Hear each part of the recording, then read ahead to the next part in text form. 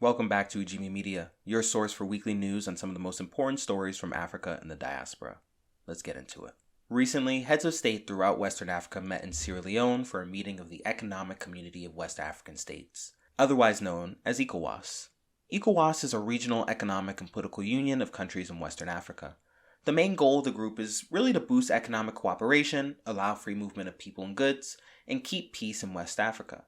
During this meeting, they really recommitted plans to launch a single currency for the region in 2027. The bloc plans to establish a currency called the ECO, which they hope will encourage trade between African countries and grow their economies without dependence on outside powers like China or the European Union. Despite the planned rollout of the currency in 2027, there are many questions unanswered. Which countries will start first? What is even the criteria for even becoming part of the currency union? What does it mean for countries like Burkina Faso, Mali, and Niger, who have left ECOWAS? And who will run the central bank? The last one is incredibly important because it's the central bank who prints the currency, sets interest rates, and other key aspects of monetary policy which can control the economy.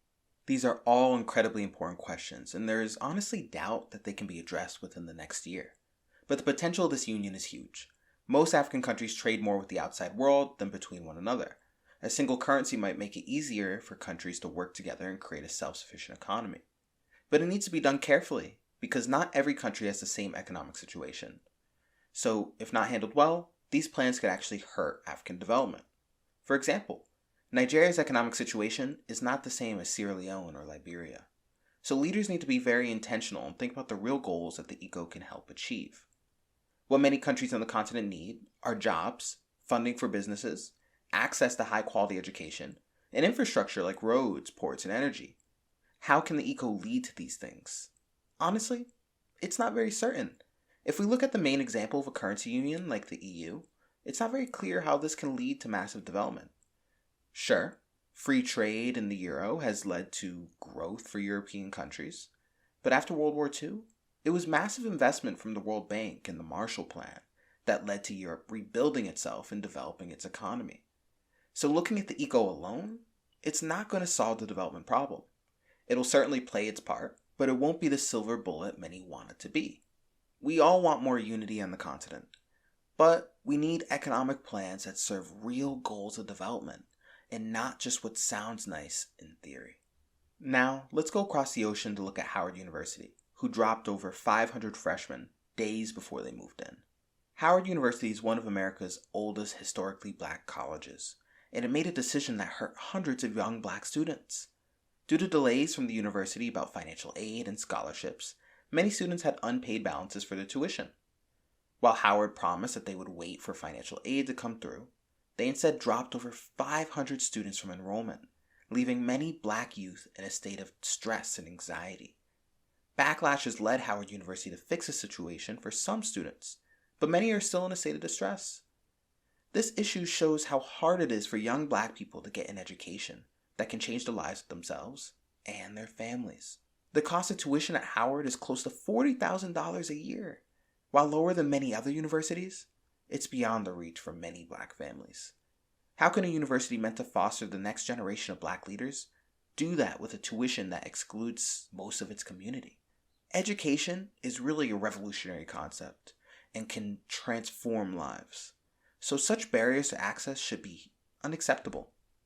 This situation is leading many to question whether such an institution is truly serving the black community or if it's time for changes in its leadership. Finally, we return back to Senegal. On July 20th, Senegal's president, Diomaye Faye, endorsed former president and former competitor Macky Sall for UN Secretary General. The position is one of the highest in the United Nations, and Macky Sall is one of 5 candidates. This marks a major turn for the president, who ran against Sall and beat him for the presidency in Senegal. Faye built his political career with former Prime Minister Ousmane Sonko by criticizing the rule of Macky Sall. Now, as Faye competes for power with Ousmane Sonko and his former party, it seems he's considering new allies. For many, this is incredibly frustrating.